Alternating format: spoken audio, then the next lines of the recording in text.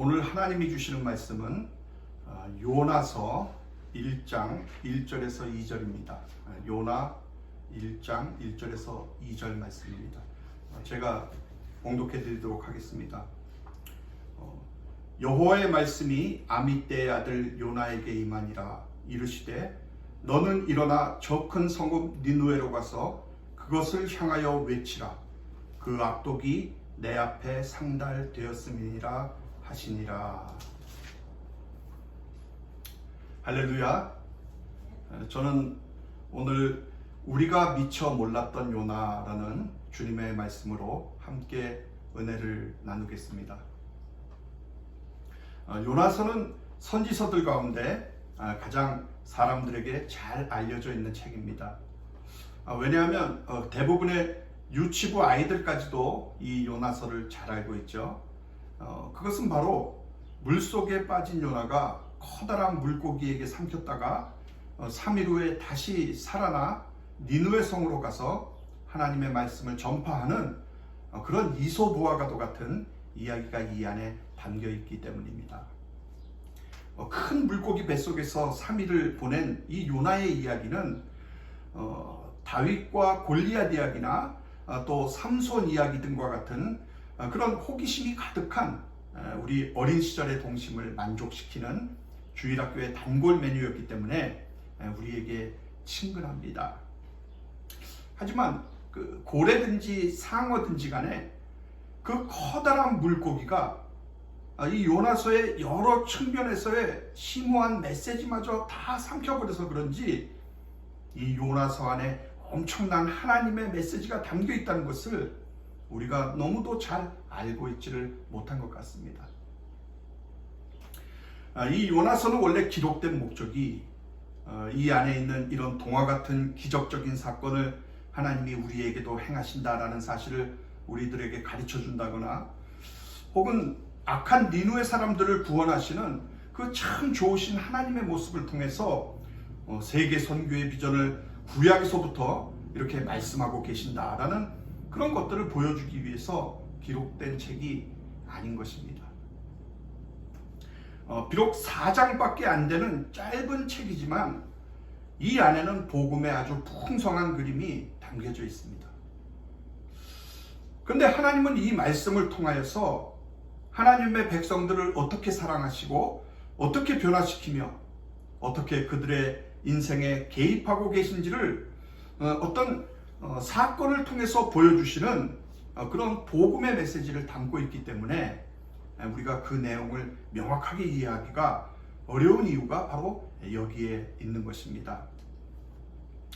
그래서 이번에 우리가 지금 살고 있는 이 현대사회가 직면하고 있는 그 심각한 문제들에 도전을 주면서 또 인간 존재의 그 기만적인 특징을 예리하게 포착을 해서 그것을 여지없이 폭로하면서도 하나님의 은혜의 복음으로 우리를 변화시키는 그런 놀라운 능력을 담고 있는 이 요나서의 말씀을 통해서 함께 은혜를 받는 귀한 시간이 되기를 바랍니다.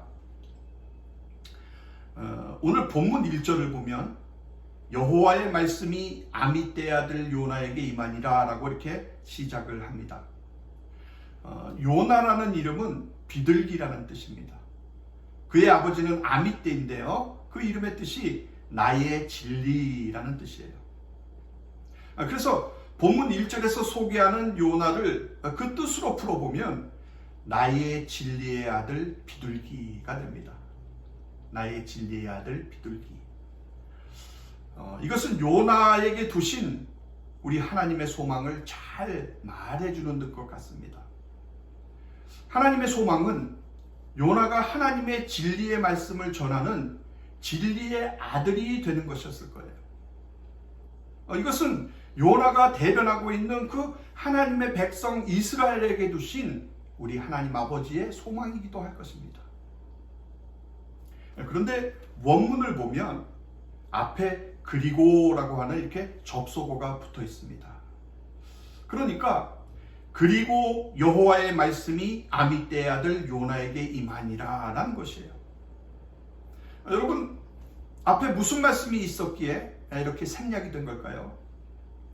이것은 생략된 것이 아니라 다른 선지서들과 똑같은 그런 맥락에서 그 성경 전체의 일부의 말씀으로서 우리에게 보여주기 위해서 그리고라고 하는 이 접속어가 붙어 있는 것입니다.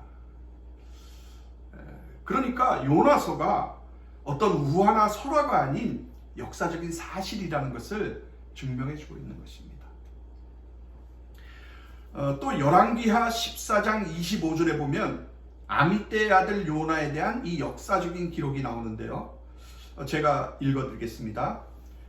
이스라엘의 하나님 여호와께서 그의 종 가드헤벨 아미떼의 아들 선지자 요나를 통하여 하신 말씀과 같이 여로보암이 이스라엘 영토를 회복하되 하맛 어귀에서부터 아라바 바다까지 하였으되.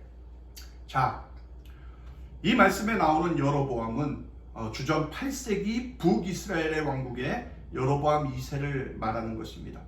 요나는 바로 이 시대에 활동한 선지자였습니다. 즉 요나는 역사적인 실존 인물이었습니다. 이때는 이스라엘을 지배하던 아수르가 그 세력이 약해지는 시기였고 아수르가 수리아와 이렇게 다투는 그런 시기였습니다. 이때 여로보암 2세는 그 당시 많은 왕들이 하나님을 떠나서 패역한 길을 걸었지만 그는 믿음이 고답고 인격이 성숙한 그런 왕이었습니다. 그래서 그는 어떻게 해서든지 하나님의 뜻대로 백성들을 이끌고 그들을 축복하기를 원했습니다. 그런데 어느 날 이스라엘과 아수르가 싸워야 되는 그런 상황이 생겼습니다. 여러분, 그 아수르 사람들은요, 고대 역사의 기록을 보면 매우 잔인하고 폭력적인 그런 나라였어요.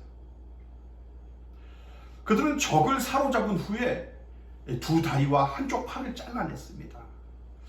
근데 왜 한쪽 팔만 잘랐냐면 그 한쪽 손을 남겨둔 이유가 죽어가는 사람의 손을 잡고 희롱을 하기 위해서였다는 거예요. 또 그들은 사람의 그 잘린 머리를 그들의 가족들에게 이렇게 긴 장대에 메고 행진을 하게 그렇게 했고요. 사람들을 산채로 가죽을 벗겨서는 그 가죽을 가지고 성벽에 전시하는 그런 악독한 사람들이었습니다. 그러니까 그들이 그렇게 고통과 공포를 준 것은 자기들에게 반항하는 민족들에게 겁을 주기 위해서, 겁을 먹도록 그렇게 보여주기 위해서였던 것이에요. 그래서 이스라엘 사람들은 아수르 사람들이 나타나면 두려워서 벌벌 떨었습니다. 이렇게 싸움도 되지 않는 싸움을 이스라엘 사람들이 해야 하는 그러한 상황에 처해 있었던 것입니다. 두려움에 떨고 있는 여로보암 2세와 공포에 떨고 있는 그 이스라엘 백성들에게 하나님의 말씀을 받은 이 요나가 당당하게 외친 것입니다. 여러분, 두려워하지 마십시오. 하나님께서 우리에게 승리를 주실 것입니다. 그래서 이스라엘 사람들은 그 요나의 예언대로 아수르와의 전투에서 승리를 합니다. 그리고 이제 이스라엘은 어느 정도 평안해지고 안정된 삶을 살게 되었습니다. 자, 이렇게 예언의 말씀이 이루어지니까 요나가 얼마나 기뻤겠습니까? 이스라엘 백성들은 요나를 존경하고 또 사랑을 했습니다. 어둠의 시대에 민족의 등불로 떠오른 선지자가 바로 요나였던 것입니다. 근데 그에게 새로운 하나님의 말씀이 임합니다. 하나님께서 요나에게 하신 말씀이 무엇이었죠? 2절에서 보듯이 그것은 너는 일어나 저 큰 성읍 니느웨에 가서 그것을 향하여 외치라. 그 악독이 내 앞에 상달되었습니다. 라는 것이었습니다. 여러분, 니느웨는 그 당시 아수르의 수도였습니다. 구약성경 나훔 3장 1절에 보면 화 있을진저 피의 성이여 그 안에는 거짓이 가득하고 포악이 가득하며 탈취가 떠나지 아니하는도다 라고 이렇게 말씀을 하고 있습니다. 근데 하나님께서는 요나에게 이런 악한 아수르의 수도인 니느웨에 가서 그 악독이 하나님 앞에 상달되었으니 하나님의 심판이 다가오고 있다는 그 경고의 메시지를 니느웨에 가서 외치라는 것이었습니다. 여러분, 창세기 6장에 보면 노아 시대에 사람의 죄악이 세상에 가득했을 때 하나님은 물로 지면의 모든 생물을 쓸어버리시는 그런 심판을 하셨습니다. 또 창세기 18장과 19장에서 보면 소돔과 고모라가 하나님의 심판을 받아 멸망하게 됩니다. 그것은 그들의 죄악이 심히 크고 무거웠기 때문이었습니다. 그래서 그 악독이 가득한 그 하나님 앞에 상달된 니느웨 역시도 하나님의 심판을 받게 된 것은 불보듯이 뻔한 일이었습니다. 그런데 하나님께서는 왜 요나에게 니느웨로 가서 심판을 경고하라고 하시는 것입니까? 그것도 당장에 일어나 가서 외치라고 이렇게 말씀을 하셨어요. 자, 여러분, 우리가 오늘 여기서 발견할 수 있는 가장 중요한 메시지가 있습니다. 그것은 우리 하나님께서는 하나님의 백성들에게, 하나님의 백성들이 회개하지 않으면 악한 자를 통해서라도 하나님이 심판하신다는 것이에요. 무슨 말씀입니까?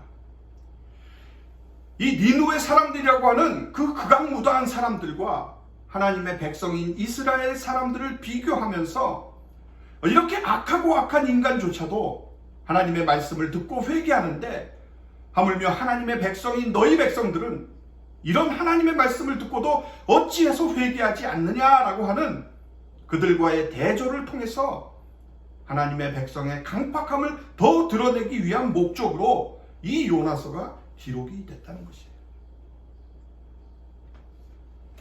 여러분, 분명하게 우리가 알아야 될 것은 구약의 모든 선지서는 모두가 다 하나님의 백성을 향한 하나님의 말씀이 기록되어 있다는 그런 사실이에요. 하나님은 시대마다, 민족마다, 상황마다 그들이 들어야 하는 메시지를 우리들에게 말씀하고 계십니다. 그런데 오히려 하나님의 백성들이 강팍하게 그 메시지를 반응을 하지 않는 경우들이 너무나도 많이 있다는 거예요. 왜 그렇습니까? 이미 우리가 하나님의 백성이 되었다는 그런 자기의에 빠져있기 때문이라는 것입니다. 여러분, 이 요나서는 BC 750년경에 쓰여졌는데요. 북이스라엘이 멸망한 것이 BC 700년이었습니다. 그러니까 요나서가 쓰여지고 난 40년 후에 북이스라엘이 멸망을 한 것입니다. 만약에 이 요나가 니느웨에 가서 하나님의 심판의 말씀을 전파하지 않았다면 여러분, 무슨 일이 벌어졌을까요? 이 니느웨는 바로 아수르의 수도입니다. 그런데 정말 하나님의 심판이 임했습니다. 그래서 니느웨 사람들이 다 죽어버렸습니다. 그래서 아수가 망해버렸어요. 그렇다면 여러분, 북이스라엘이 그냥 살아남아 있었을 거잖아요. 그렇잖아요. 근데 하나님의 심판의 말씀을 듣고 이 니느웨가 회개를 합니다. 그리고 온 나라가 회개를 합니다. 그리고 나서 이 아수르가 다시 강성해졌습니다. 여러분, 지금 이 아수르가 회개하기 전에는 힘이 굉장히 이렇게 약해진 그런 상황이었어요. 이전에는 이 아수르가 앞에서 말씀드린 것과 같이 계속해서 북이스라엘을 침범해서 그들을 괴롭혔습니다. 근데 마침 이 무렵에 역사의 기록에 의하면 아주 여러 가지 사건들이 겹쳐서 아수르에 일어났습니다. 갑자기 하늘에 개기일식이 일어나면서 사람들이 엄청난 두려움에 휩싸였습니다. 그리고 그와 때를 맞춰서 갑자기 온 나라에 흉년이 들었습니다. 그래서 많은 사람들이 굶어 죽게 되었습니다. 그것으로 인해서 반역이 사방에서 일어나고 이 나라가 점점 더 힘이 약해지고 있었습니다.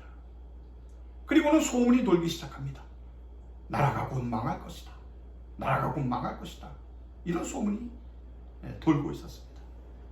앞으로 보게 되겠지만 3절에 보면 요나가 니느웨 성에 가서 하루 동안 다니면서 앞으로 40일이 지나면 니느웨가 무너진다고, 하나님의 심판이 임한다고 그렇게 전했더니 사람들이 다 회개하면서 꼬꾸라집니다. 여러분, 니느웨는 사흘 동안 걸을 만큼 하나님 앞에 큰 성읍이라고 했습니다. 그런데 요나가 불과 하루 동안 다니면서 말씀을 전했는데 왕조차도 왕복을 벗고 베옷을 입고 회개를 합니다. 여러분, 어떻게 그런 일이 일어날 수가 있었겠습니까? 이미 하나님께서 오랫동안 그 준비를 하고 계셨다는 것이죠. 사람들이 굶주림으로 자연재해로 공포에 휩싸인 바로 그 시점에 이런 회개의 메시지가 전파되었다는 것입니다. 그런데 그들이 회개를 하고는 계속해서 하나님을 섬기는 민족이 됐나요? 아니죠. 잠깐 회개를 하고는 다시 악하게 돌아갑니다. 그래서 위기를 지나서 다시 힘이 생기자 제일 먼저 한 일이 그때까지 자기들에게 반역을 하고 힘을 키워왔던 그 주변 민족들을 초토화시키는 게 바로 이 아수르였습니다. 바로 이 시기에 여로보암 2세가 북이스라엘을 다스렸다는 거예요. 아수르가 힘이 약해질 그 틈을 타서 여로보암 2세는 나라의 국력을 팽창을 시켰습니다. 나라가 부강해지면서 그래서 사치 문화가 그 나라에 들어오기 시작합니다. 우상을 숭배하고 성적 생활이 문란해졌습니다. 국력이 강해지고 영토가 회복되면서 사람들은 교만해지기 시작했습니다. 그런데 문제는 그들이 국력이 강해지고 힘이 강성해지자 그들이 하나님 앞에서 회개를 하지 않았다는 것입니다. 그러다가 몇십 년도 채 못 되어서 아수르에게 다시 멸망하고 맙니다. 그리고 아수르도 100년이 지나가기 전에 바벨론에게 멸망을 당하고 맙니다. 하나님이 이 아수르를 잠깐 회개하신 다음에 하신 일이 무엇입니까? 바로 북이스라엘을 징계하는 도구로 이 아수르를 사용하신 것입니다. 사랑하는 여러분, 하나님은 이렇게 세상의 악인들을 통해서 하나님의 목적을 이루실 때가 아주 많이 있다는 것입니다. 사실 우리도 그렇잖아요. 우리를 가장 하나님의 백성답게 만드는 것은 저 같은 목사나 아니면 아주 신앙이 좋은, 인격이 훌륭하신, 좋으신 그런 분들이 아니라 성도를 성도답게 만드는 최고의 도우미는 바로 악인들인 것입니다. 여러분의 인생을 한번 돌아보십시오. 여러분의 신앙이 가장 깊어지고 가장 많이 기도하게 되고 또 여러분의 자아가 무너져서 겸손하게 된 때가 언제입니까? 주변에 다 좋은 사람만 있고 내 생각과 내 뜻대로 모든 것이 척척 잘 되었던 그때였던가요? 아니죠.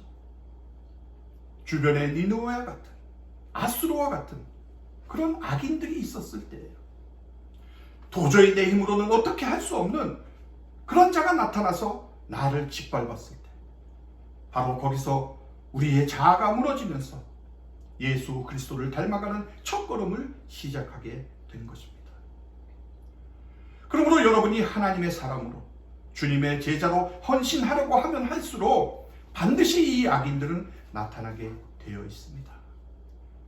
그들은 어떠한 형태로든 강력한 힘을 가지고 여러분의 자존심에 말할 수 없는 상처를 주면서 여러분을 모욕하며 여러분을 무자비하게 밟아 터뜨릴 것입니다.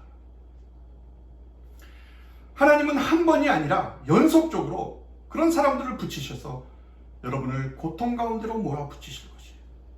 여러분은 그때 내가 이렇게 하나님을 사랑하고 내가 이렇게 하나님을 찬양하고 하나님을 위하여 헌신하려고 하는데 하나님 어째서 나에게 이런 고통을 주십니까? 라고 이렇게 하실 거예요. 여러분, 그럴 때 우리가 분별해야 하는 것이 있습니다. 그것은 바로 우리 죄 때문에 붙이셨다는 거예요.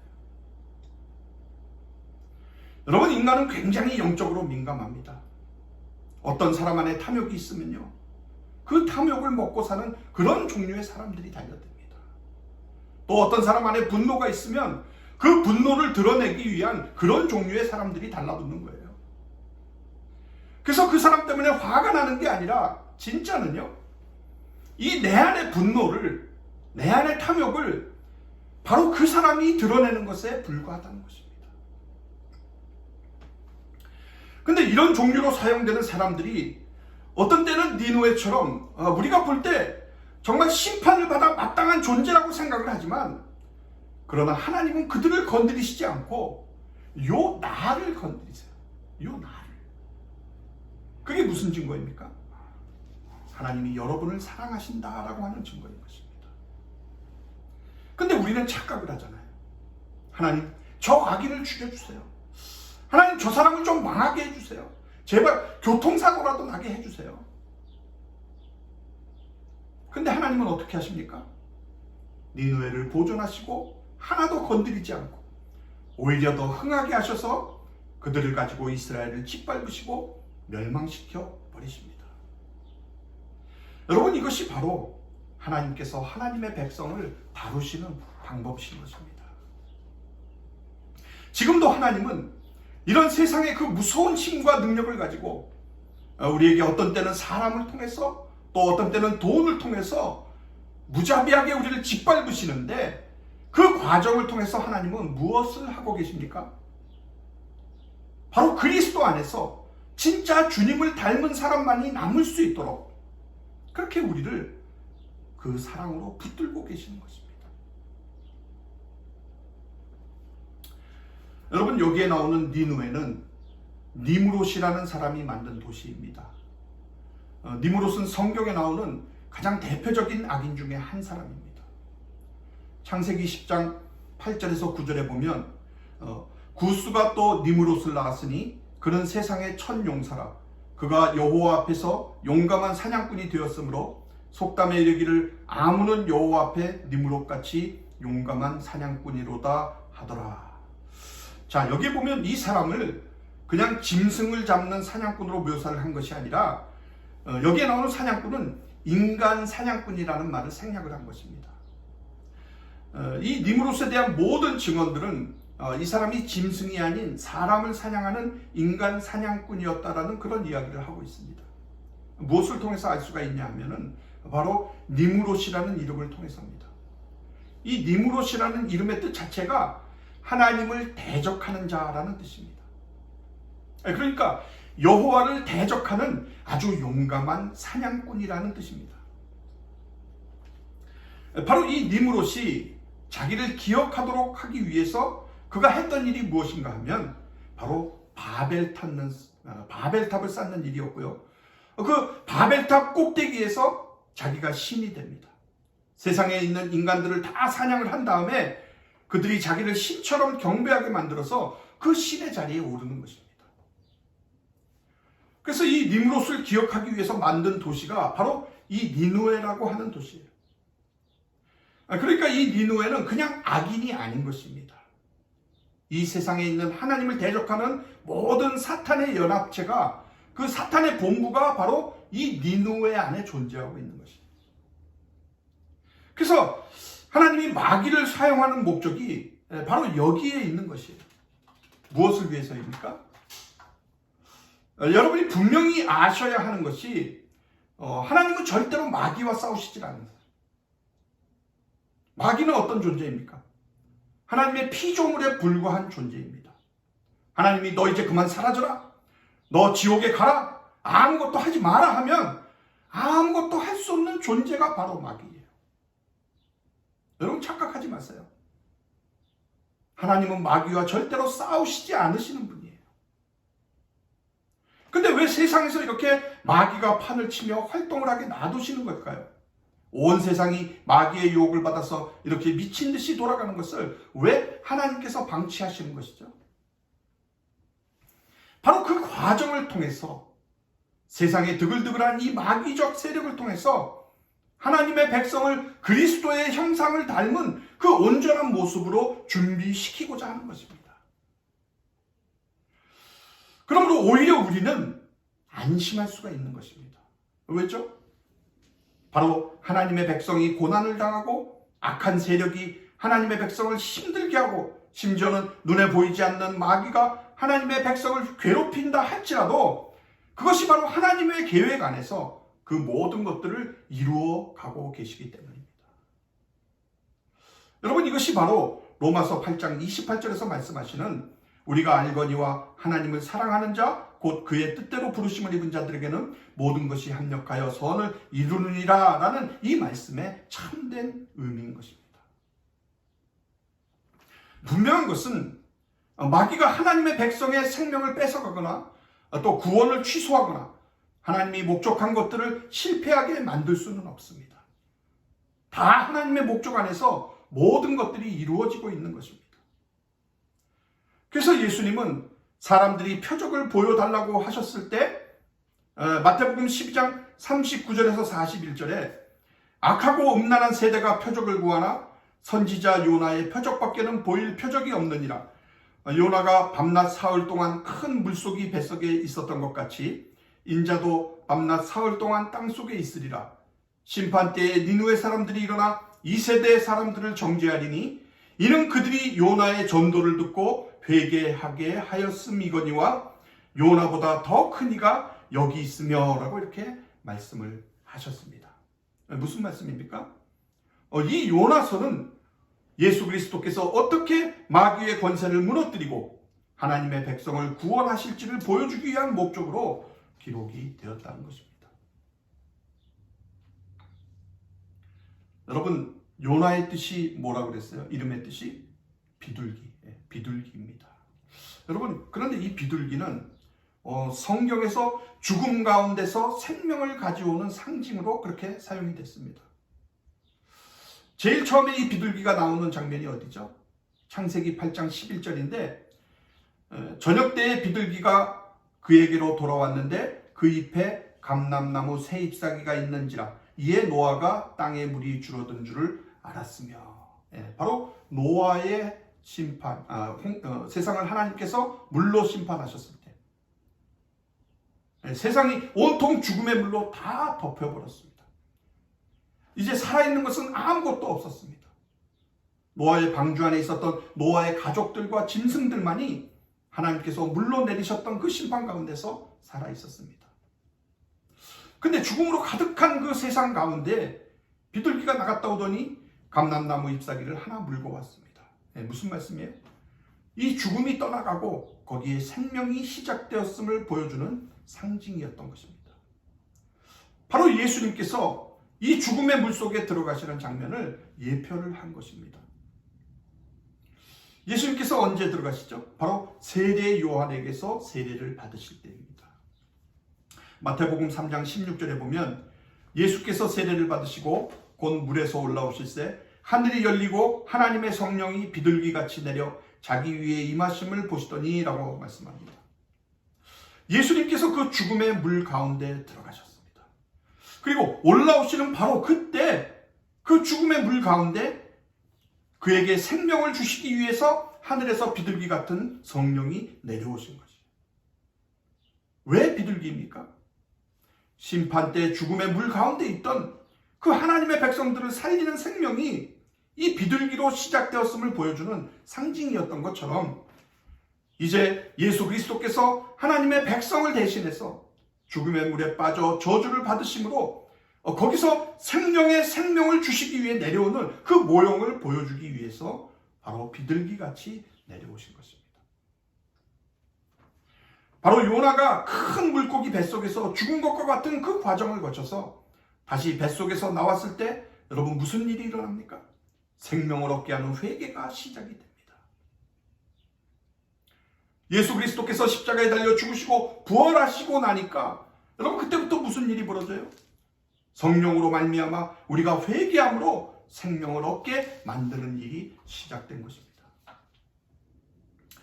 지금 이렇게 우리가 예수를 믿게 된 것은 여러분이 열심히 있어서 여러분이 남보다 운이 좋아서 된 것이 아닙니다. 이미 여러분 안에 하나님의 생명인 성령이 들어오셔서 여러분을 회개하시는 일을 하셨기 때문이에요. 바로 그 하나님의 역사로 말미암아 우리가 회개하고 그 생명을 얻는 자리까지 가게 된 것입니다. 그래서 우리는 이 요나서를 통해서 이렇게 죽음 가운데 있던 자가 나와서 생명의 회개를 전파할 때 그 회개에 반응하는 자들이 하나님의 은혜와 긍휼을 얻어서 살게 되는 그 놀라운 복음의 메시지를 우리가 듣게 되는 것입니다. 사랑하는 성도 여러분, 앞으로 우리는 이 요나서를 통해서 선지자인 요나가 하나님의 명령을 받지만 그 명령에 순종하지 않는 것을 통해서 요나가 민족적으로, 종교적으로 자신과 다른 사람들을 어떻게 바라보는지를 보게 될 것입니다. 또한 하나님이 하나님의 백성들만이 아닌 기독교 공동체 너머의 사회와 사람들을 사랑하신다는 것과 해로운 민족주의와 다른 민족에 대한 멸시와 인종차별을 반대하신다는 것, 그리고 우리의 삶과 우리 마음에 작용하는 그 만문이라는 우상숭배에 피할 수 없는 힘에도 불구하고 우리가 하나님의 백성으로서 세상에서 사명을 감당하는 법에 대하여 많은 통찰력을 우리에게 제시해 줄 것입니다. 바로 그것을 통해서 우리는 하나님이 요나와 같은 사람들을 위해서 하시는 일이 무엇인지를 알 수가 있고, 또 그것은 스스로는 자신을 어떻게 고칠 수도 없고 바꿀 수도 없는 그런 사람들을 하나님의 능력으로 거듭나게 하시는 일이라는 것을 우리가 깨닫게 될 것입니다. 그 일은 바로 우리 주 예수 그리스도의 십자가와 부활 안에서 우리의 죄악된 옛사람을 죽게 하시고 새 생명으로 다시 살리시는 일인 것입니다. 이런 하나님의 일하심을 통해서 하나님의 구원을 알게 하시고 바로 그 은혜 때문에 다시 이방인을 위해서 우리가 구원의 빛으로 쓰임을 받게 하시는 그런 것들을 우리에게 보여주기 위해서입니다. 바라기는 이 하나님의 은혜가 이 요나서의 말씀을 통하여서 저와 여러분 각자에게 깊이 임하게 되는 그런 시간이 되시기를 간절히 기도합니다.